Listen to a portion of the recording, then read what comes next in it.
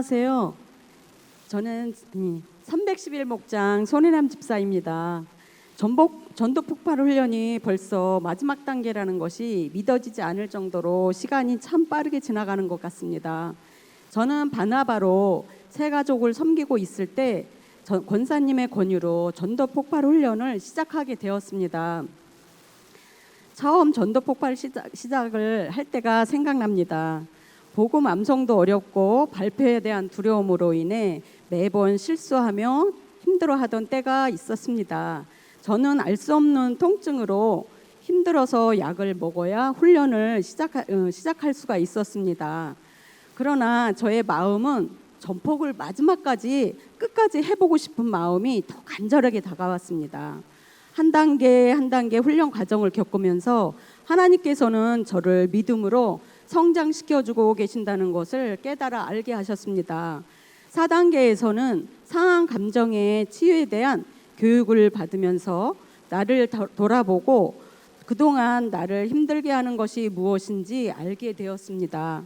상한 감정이 어떻게 되면 치료할 수 있는지를 배우면서 그동안 내가 부족하고 주위의 사람들에게 말로나 행동으로 상처를 주며 살아온 건 아닌지 되돌아보는 시간도 갖게 되었습니다.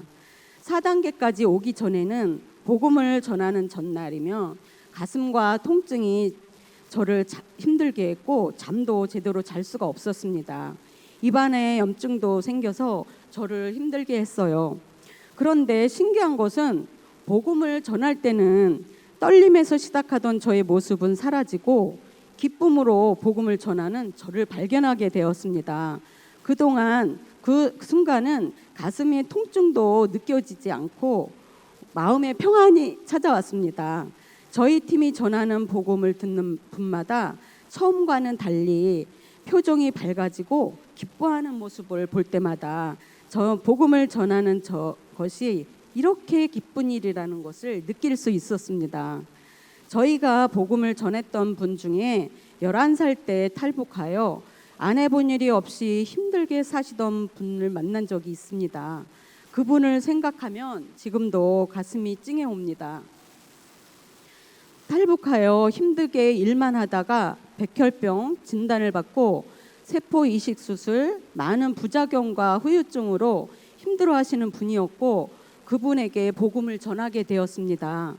교회를 다니고 있었지만 수시로 찾아오는 고통으로 인해 병원 응급실과 자주 가게 되고 몸도 마음도 힘들어할 때 저희가 복음을 듣고 결신을 하고 너무 좋아하시던 모습이 생각납니다.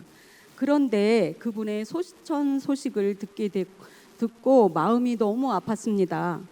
어렵게 탈북을 해서 평안한 삶을 살아보지도 못하고 젊은 나이에 떠난 것이 안타까웠지만 주님을 믿고 고통과 걱정이 없는 천국에 갔다고 생각하니 한편으로는 기쁨이었습니다.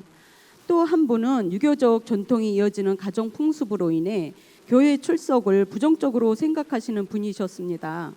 우리 조 장로님이 경험담을 말씀하시면서 전하는 복음을 들으시고 고개를 끄덕이셨던 분도 있었습니다. 아직 교회는 나오시지는 않지만 언젠가는 하나님의 인도하심으로 교회에出석하실 것을 믿습니다.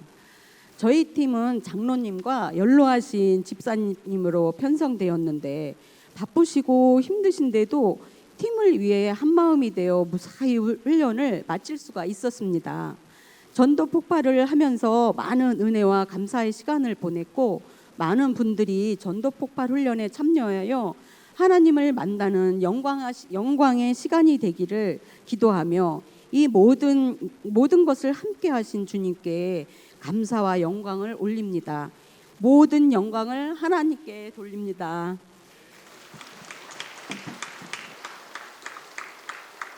은혜로운 간증 감사합니다. 다음은 우리 구기 제자반 오현정 집사님 나오셔서 간증하시겠습니다.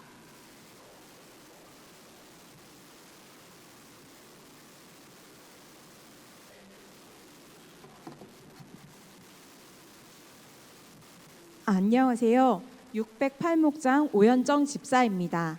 작년에 제자 훈련을 시작하기로 마음먹었을 때는 심적으로 영적으로 많이 지쳐있는 때여서 내가 제자 훈련까지 받을 수 있을까 망설여졌습니다.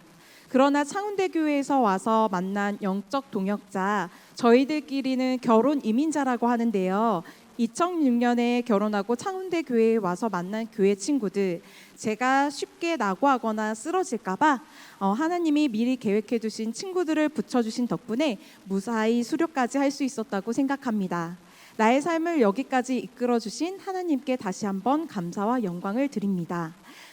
훈련을 시작할 때는 마치 오래 달리기를 하는 것처럼 두려웠고, 때로 제자반 훈련은 권사님들이나 권사님 되실 분들이 받는 거 아니야?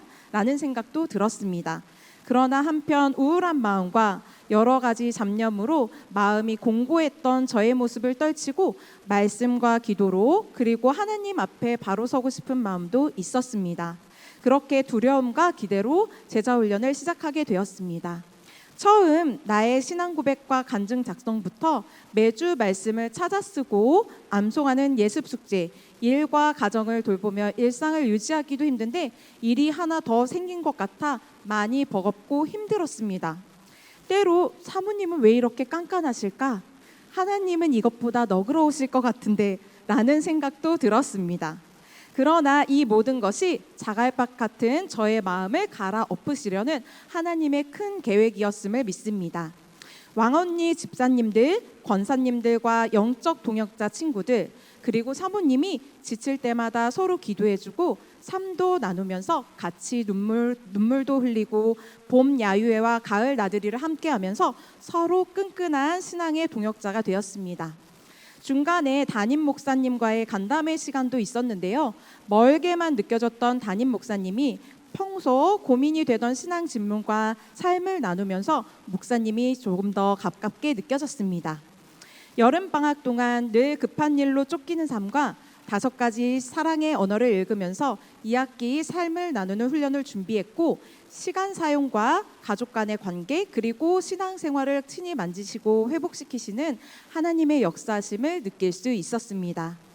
다니엘 기도회까지 훈련이 이어지면서 어느덧 훈련을 시작할 때의 두려움과 떨림, 낙심과 우울, 눈물로 가득 찼던 제 마음은 하나님의 만지심, 그리고 매일 큐티와 성경 말씀, 훈련에서 만난 하나님으로 인해 어느덧 말랑말랑하고 은혜가 충만한 감사가 넘치는 삶으로 바뀌어 있었습니다.